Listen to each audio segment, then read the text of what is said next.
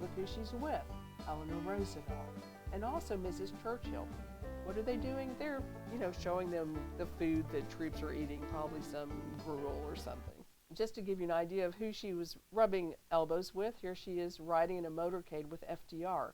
So you can tell that she was really with the top echelon of the government. Here she is in Egypt with this wonderful camel picture. I want you to notice that she's riding that camel side saddle. Now, her first officer refused to get on a camel. She said, well, that's the Great Pyramid of Giza right there. She said, you can't just duck behind the Great Pyramid and change into slacks. Now, while she was in northern Africa, she met General Eisenhower. Eisenhower loved the women.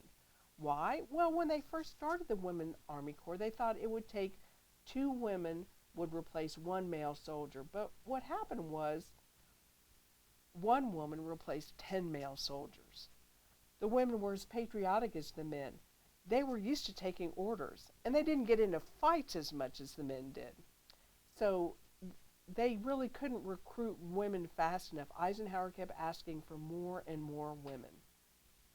As I said, this job took a big toll on Oveta.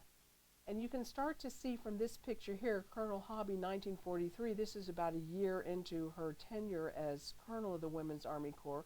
Her hair is really starting to gray. This just shows you what a toll it was taking on her. Here she is in her dress uniform. And look at this. She received the Distinguished Service Medal, one of the highest honors you can receive. Here's a picture of the medal.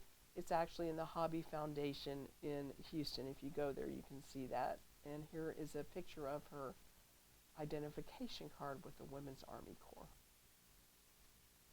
After she retired out after 2 years, she was just exhausted and she had to actually take a medical retirement leave. The World War II Memorial in Washington, D.C. has this to honor her. Women who stepped up were measured as citizens of the nation, not as women. This was a people's war and everyone was in it. This is a wonderful picture in the National Portrait Gallery. Notice that the insignia of the Pallas Athene is shown behind her. Well, Eisenhower didn't forget her. She was part of the Democrats for Eisenhower campaign. When he became president, he appointed her to the Federal Security Agency, which was soon made a cabinet-level position, Department of Health, Education, and Welfare. Oveta Culp Hobby was the second woman in the U.S. to hold a cabinet-level position. Here she is at her swearing in. Notice again this great hat she's wearing. You can see Governor Hobby was also in attendance at that swearing in ceremony. And he's aged a bit. Well, they've both aged a bit. Listen, we all age a bit. This was now 20 years later. She's in her mid-50s. He's in his mid-70s. This was going to prove a challenge to her as she was in this position. Now, one of the things that Oveta and Ike helped pass was they got the federal reinsurance bill authorized. Now, when you hear people say Obamacare, that's such a new thing. Well, no, it's not. Ike and Oveta wanted to get national health insurance passed. They brought the CEOs of the 5 major insurance companies, and those people brought their actuaries and they testified before Congress about why national health care was a good thing for the American people. Unfortunately, Congress voted it down at the time, and it said that the lobbyists from the American Medical Association were behind that. But if people tell you, oh, Obamacare, that's such a new thing, it is not. They've been trying for years to get it passed, and I think if Oveta would actually be celebrating that it happened. The country loved her. She made the cover of Time magazine a second time. Now I want to give you a sense of what Washington politics was like at the time. Here's this amazing photograph of the Eisenhower Exchange Fellowship. This was a brain trust of advisors that Eisenhower put together to help him with policy issues. Look who's there. This was 1955-ish. There's just a bunch of white men and Oveta. See if you can spot her in the picture. But she's the only woman here. And this was a challenge for her. She would go to Washington cocktail parties. She'd want to be in the conversations about policy with the men, and all the women thought she was hitting on their husbands. So she had to learn how to make small talk, but it wasn't really her favorite thing to do. Now, one of the amazing things that happened while she was secretary of HEW was the Salk vaccine, the polio vaccine, was approved. Now, in February of this year, before the vaccine was approved, Governor Hobby got really sick. And Oveta went to the president and said, Mr. President, I need to resign. I need to go back to Houston. He's like, Oveta, please, just wait. She agreed. She stayed in for 3 or 4 more months. The Salk vaccine was approved. One of the things that I love about this vaccine, there are many things, but one of the things is that, Jonas Salk could have patented that and made a whole bunch of money. But when they asked him why he didn't, he said, would you patent the sun? So the Salk vaccine gets approved, and a couple weeks later, Oveta turns in her resignation, and she's at her office. She's gathering her briefcase, putting her papers in, putting on her overcoat, and in runs the Surgeon General. He's like, Madam Secretary, I have to talk to you right away. She says, okay, takes off her coat, please sit down. She's like, what's going on? He said, well, there's been a terrible accident. Some people have died from the vaccine. Okay, now she's pissed. She's like, look, I have met with you for a year on a weekly basis. You never once told me there would be anything wrong with this vaccine. What happened? Well, if you know anything about the vaccine, this was a brand new technique where they actually took live polio virus, killed it, and then injected that into people. And then your body would make natural antibodies to the virus. But they were in such a hurry to get as much vaccine out as possible. If you know anything about polio, this was a horrible disease. It killed, it paralyzed people. They were trying to get it out as widely as possible. So they had 5 different pharmaceutical companies preparing the vaccine. Remember, this was a brand new process. Well, one of the companies had some live virus slip through the process, and so people were actually injected with a live virus. That's what happened. Now you're like, well, how could that happen? Where were the safeguards? Well, yes, today we have the FDA. We have these kind of safeguards, but remember, you don't necessarily put safeguards in place until an accident has happened. You're like, oh my God, we should have done that. And this was one of those things. When I was interviewing people to find out what was Oveta's greatest regret, she said it was this incident, because she felt like on her watch people died.